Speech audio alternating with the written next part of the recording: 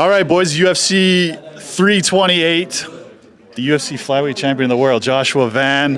Let me start off with this because we talked about this before, and you said, listen, my team is kind of always on me. They got to keep me in check. They like to keep me out of trouble. So can I ask, has there been in this training camp or any training camp recently, have you had a Dennis Rodman moment where you've had to tell your team, like, hey, guys, you got to let me just let loose a little bit here?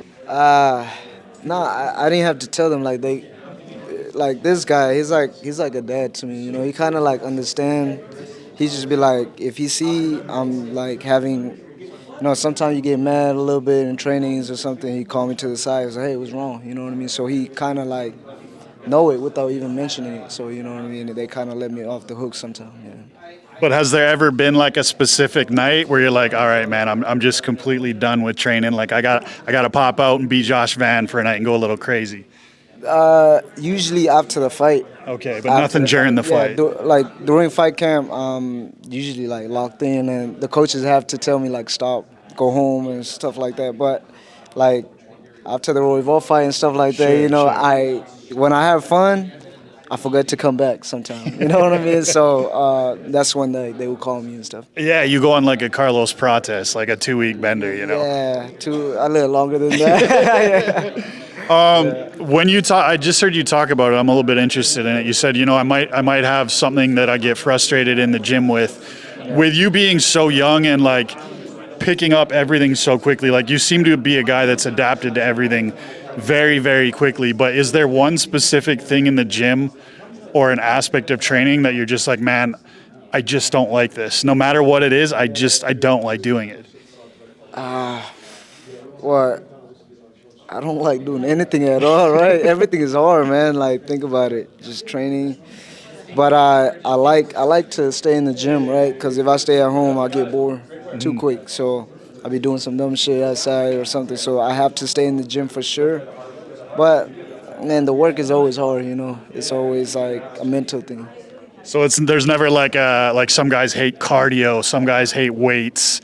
You're just kind of like, it's all hard. Well, I hate weight and I hate cardio, but when you have good cardio, you're like, hell yeah, right? And then when you lift weight, you look good. You look at yourself in the mirror, you're like, fuck yeah. So that's kind of like an up and down for me. That's fair. That's fair.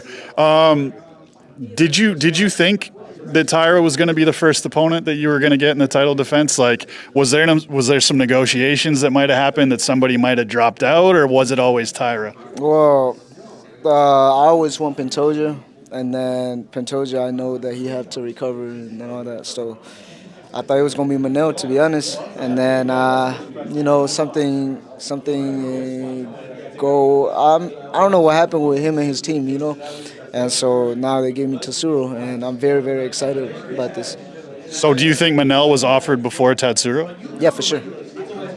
Interesting. Okay, so let me ask you this. I'm going to give you a ranking system then. Yeah. So I'm going to give you 4 names and you rank them 1 to 4. So we'll go Tatsuro, we'll go Manel, we'll go Horiguchi, of course, Pantoja. Wow. So Tatsuro.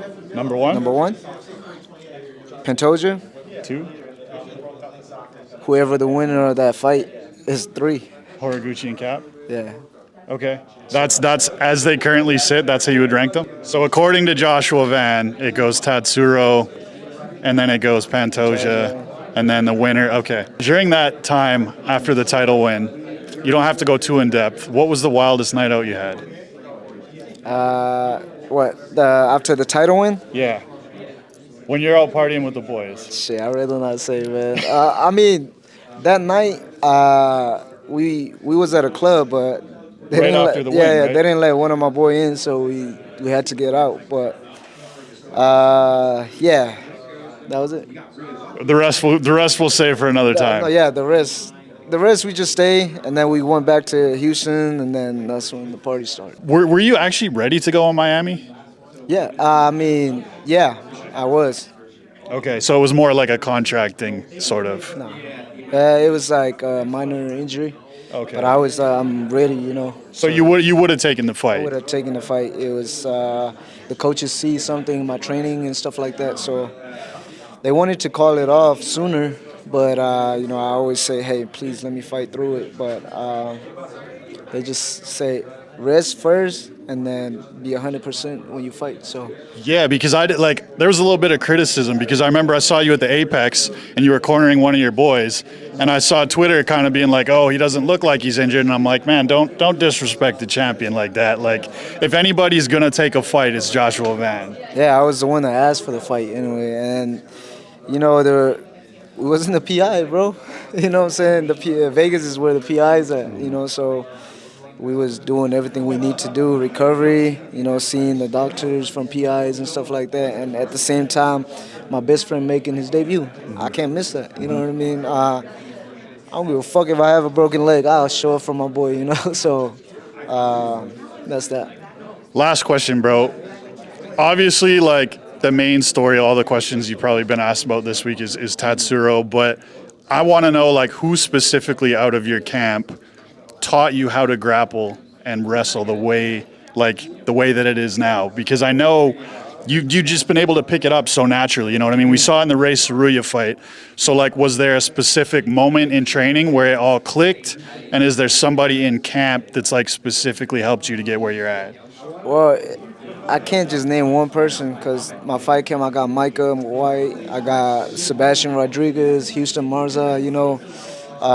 They all great in their own way, you know what I mean? So everybody is helping me, and so it's, you know what I mean? I can't just name one person. So were they bigger guys? Were they all guys your size? Like, how did it work? Was it a round robin where they'd throw guys at you? Yeah, it's whoever, you know what I mean? It's whoever, smaller, bigger, you know what I mean?